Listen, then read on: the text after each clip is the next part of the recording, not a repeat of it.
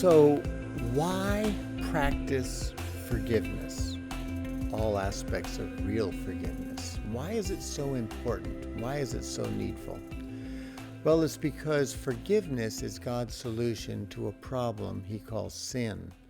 And sins, by their very nature, are damaging.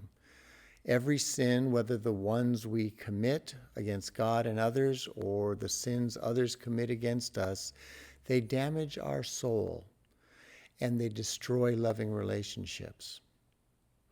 I have a son-in-law who I love, Spencer, married to my oldest daughter, Nicole, who, when he was 19 years old and they were both on a missions trip in Central America, he dove off of a bridge over a river on an afternoon of recreation, thinking that the water was deep enough and that he was safe to do so. But before his feet entered the water, his head hit an old concrete foundation of an old bridge that used to be next to the new bridge that he dove off of. And when he hit that concrete abutment, he broke his neck, became paralyzed, and almost died on that trip. To this day, he is still paralyzed. He's paralyzed from below his elbows and from his chest down.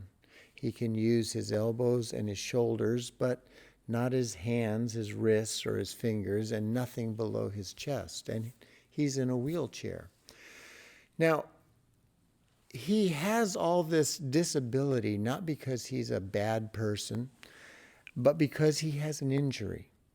He has these disabilities not because he doesn't know how to walk or know how to use his hands. It's because he has an injury. You see, when we are damaged physically, when we incur some kind of injury, we not only experience pain, but our freedom is limited. Our ability to do what our bodies are supposed to do is compromised. We are broken in our bodies, and anything that is broken is known to be broken because it's not working properly. Spencer's body does not work properly because his neck has been damaged through an injury. Now, before the injury, Spencer was an athlete, and his favorite sport was soccer, and he was a very good soccer player. He still loves soccer, and as such, I wonder sometimes if I went to our local professional soccer team, the San Jose Earthquakes, and told them about Spencer's story, if they might maybe give him some free passes to watch a game. And I've imagined that perhaps in hearing his story, they would not only give him a few passes to a few games, but they would give him season passes to all the games. And then my imagination kind of went wild, and I thought, well, what if they invited him to go travel with the team and go to the away games? And what if he was allowed to go to the practices and to make friends with the soccer players, the team members? What if he was able to listen in on the training meetings? What if Spencer could learn all that he could from professional soccer players and professional soccer coaches? And he did that for a year. I have a question for you. After that year, do you think Spencer could play soccer any better than he can today? Obviously, the answer is no, of course not. Because again, the problem that Spencer has in playing soccer is not in his mind. It's not what he knows or doesn't know. It's in his body, in the injury in his neck. Spencer does not need more information, no matter how good it is, in order to play soccer. What he needs is healing. In some miraculous way, God would have to heal his neck so that he could again feel and use his body and then retrain it so that he could walk and run and eventually play soccer. You see, this is a very important point that I hope you will grab a hold of here, and that is this. When the problem is ignorance, The solution to that kind of problem is education. But when the problem is injury and damage, the solution is not education. It's healing. And I want to emphasize to you again, if you've been watching the other videos, I've already stated this, that because the very nature of sin itself is damaging, and it actually damages the functionality of the human soul, our mind, our will, our emotions, our ability to have loving relationships with other persons, we are not able to function. Our mind is not able to function properly. Our will is not able to function properly. Our emotions are not functioning as they should. Our relationships are all going to be compromised and broken. Because we are broken people, because of the injury of sin, we need healing. We need education, true, don't get me wrong. We need to study the Bible. We need to learn the truth.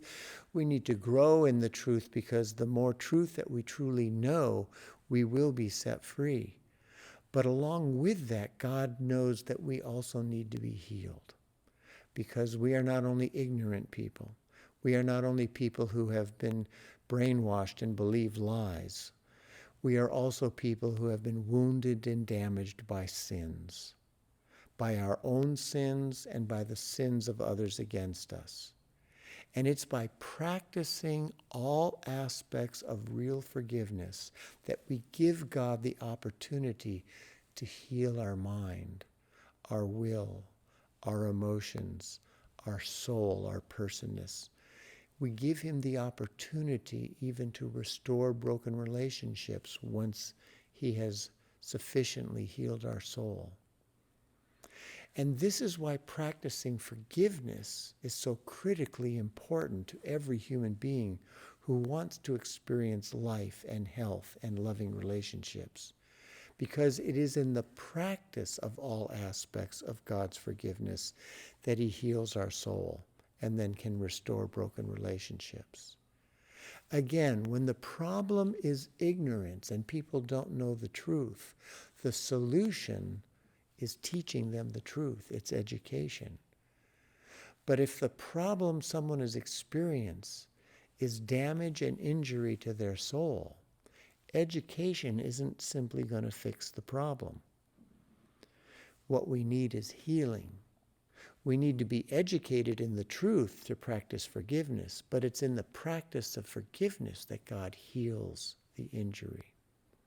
So I want to encourage you to continue to watch the videos, press the subscribe button, and watch them all, even repeatedly if necessary, so that you can grow in your understanding and knowledge of real forgiveness, so that you can practice real forgiveness, so that God can heal your soul, set you free, restore broken relationships. This is God's gift to you and to me and to all humanity. It's made possible through Jesus Christ, because forgiveness is not a psychological trick. It's not mental gymnastics. It's not denial. It is a gift of God made possible through Jesus Christ, through both his death and his resurrection. And the better we understand that, the more opportunity we have to enter into it and to experience the fullness of the abundant life that Jesus and only Jesus Christ can bring to us. Thank you again, as always, for watching. I hope you'll share these videos with others, and I hope you'll press the subscribe button so you know when the new ones come out.